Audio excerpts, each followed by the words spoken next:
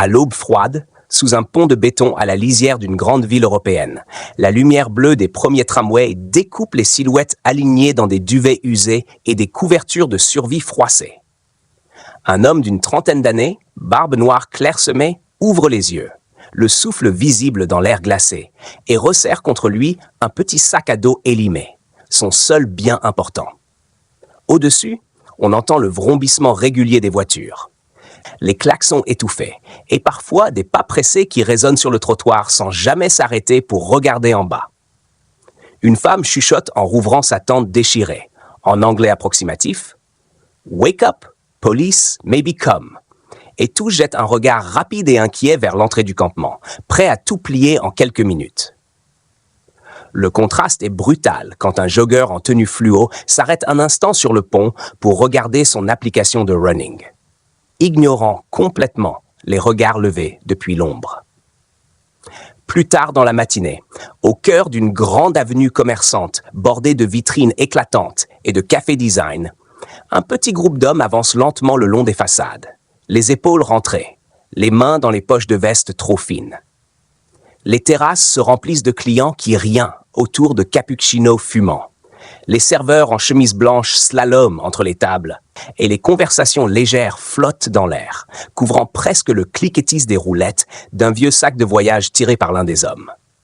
L'un d'eux, au visage creusé, murmure en français à son ami « On marche, mais on va où ?»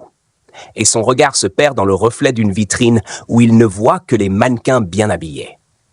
Une femme d'affaires en tailleur, téléphone collé à l'oreille, les contourne sans lever les yeux, tandis que derrière eux, une affiche publicitaire lumineuse promet liberté et nouvelle vie à ceux qui achètent un voyage de rêve. Ils continuent d'avancer, mêlés à la foule, parfaitement présents et pourtant traités comme transparents. Dans un parc urbain baigné d'une lumière grise de fin de matinée, assis sur un banc en métal froid, un jeune homme sans papier tient un téléphone fissuré entre ses doigts, les yeux fixés sur un message vocal venu de sa mère restée au pays. Autour de lui, les enfants européens rient en courant vers une aire de jeux colorés, des poussettes passent, des chiens tirent sur leurs laisses, et l'odeur de café à emporter flotte depuis un kiosque voisin. Il écoute la voix tremblante qui demande « Tu vas bien là-bas? Tu as trouvé du travail ?» Puis coupe le son avant la fin, les yeux brillants, en murmurant simplement « Oui, maman, ça va. » Ses mains tremblent légèrement quand il range le téléphone dans la poche intérieure de sa veste, comme si ce geste pouvait aussi ranger son angoisse. À quelques mètres, deux étudiantes rient autour d'un selfie, cadrant soigneusement le parc derrière elles, sans inclure le banc où il se tient recroquevillé. Dans l'ombre d'une station de métro animée, près des portiques d'entrée où les tickets bipant en cadence, 3 hommes et une femme attendent discrètement à l'écart, appuyés contre un pilier tagué. Ils ont entendu qu'un employeur passe parfois chercher des bras pour des chantiers au noir, et chacun tente d'avoir l'air à la fois disponible et invisible, les yeux scannant chaque costume, chaque ouvrier casqué qui traverse le hall. « Si aujourd'hui personne vient, je mange pas », souffle l'un d'eux en italien, un sourire forcé aux lèvres, tandis que la femme enroule nerveusement son foulard autour de sa main. Des cadres pressés badgent leurs cartes, montent les escalators, une sacoche en cuir à l'épaule, et des touristes tirent des valises colorées en consultant des panneaux multicolores.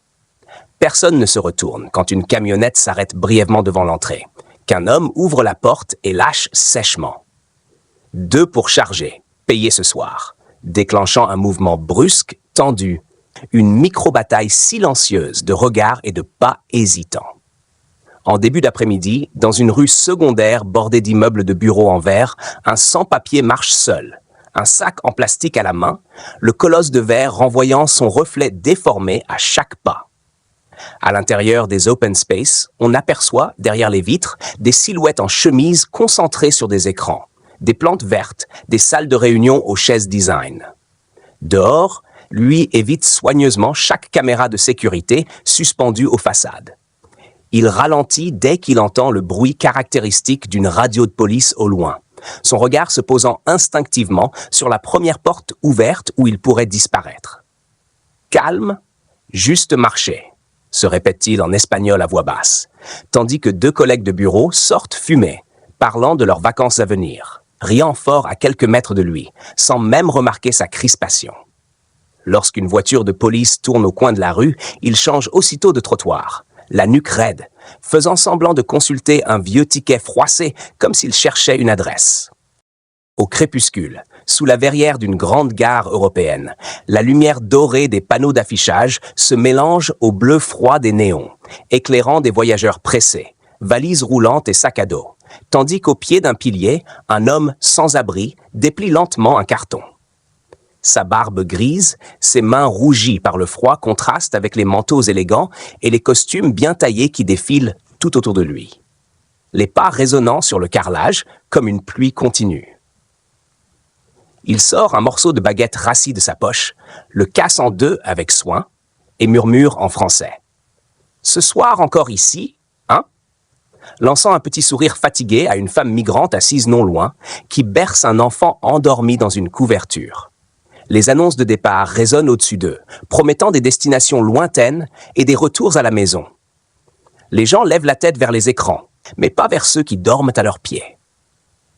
Un adolescent ralentit, regarde rapidement l'homme, leur échange un bref regard, puis se fait happer par la main de sa mère qui dit fermement « Allez, ne traîne pas !» Sur une place centrale, illuminée par les enseignes et les guirlandes lumineuses d'un quartier animé, des terrasses débordent de clients, des verres teintent, des rires éclatent, tandis qu'à quelques mètres, contre un mur, une femme sans papier assise au sol tient une pancarte écrite à la main. Ses yeux fatigués suivent le va-et-vient des serveurs et des passants chargés de sacs de shopping, le contraste entre le parfum des plats qui sortent des cuisines et la faim qui lui creuse le ventre, se lisant sur son visage. Un enfant s'arrête et demande à son père « Pourquoi la dame, elle est par terre ?» Mais le père répond simplement « Allez, dépêche-toi » en tirant le bras de l'enfant, sans même regarder la pancarte qui dit « Je suis ici, mais je n'existe pas dans les papiers ». Un jeune serveur de café, en rangeant une terrasse, lui glisse discrètement un gobelet de soupe chaude en murmurant « Je peux pas plus, je suis désolé ». Et elle répond d'un simple hochement de tête, les yeux brillants. La musique d'un bar voisin couvre presque ce court échange, et la foule continue d'onduler autour d'eux comme si rien ne s'était passé. Tard le soir, sous l'abri en verre d'un arrêt de bus déserté, la pluie fine dessine des traînées sur les panneaux de publicité illuminés qui vantent des smartphones dernier cri et des crédits faciles. Un jeune couple de migrants, trempés, partagent une couverture trop petite, serrant contre eux un sac plastique avec quelques vêtements secs, leurs chaussures posées à côté pour sécher un peu. Demain, on va au centre. Peut-être, ils nous écoutent cette fois, murmure la femme en français hésitant, les yeux cherchant un point fixe dans le vide, tandis que l'homme secoue la tête doucement. On n'est pas dans le système. Pour eux, on n'est personne. Des bus passent sans s'arrêter, leurs vitres embuées dévoilant des passagers fatigués qui regardent leur téléphone, sans distinguer les silhouettes recroquevillées sur le banc.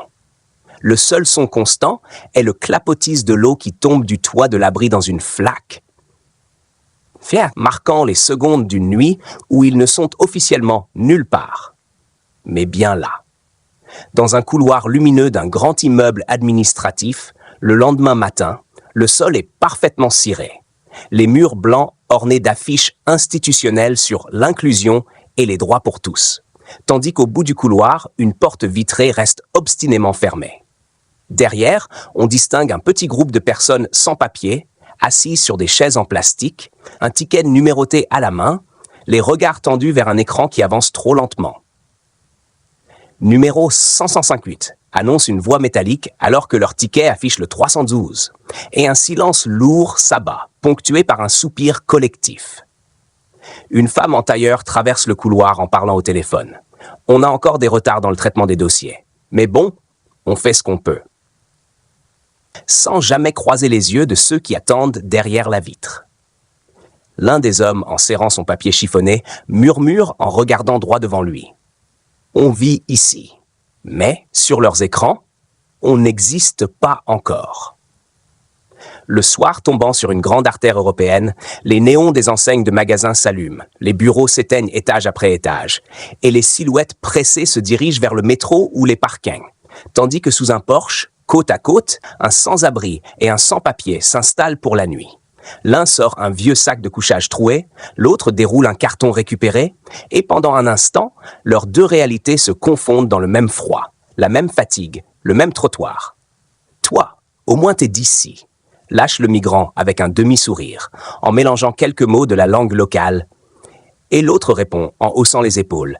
Ici ou ailleurs, on dort par terre pareil. Les voitures filent devant eux, les phares traçant des lignes de lumière qui ne s'arrêtent jamais, pendant que, derrière les vitres des appartements, des repas se préparent, des rires éclatent, des écrans s'allument.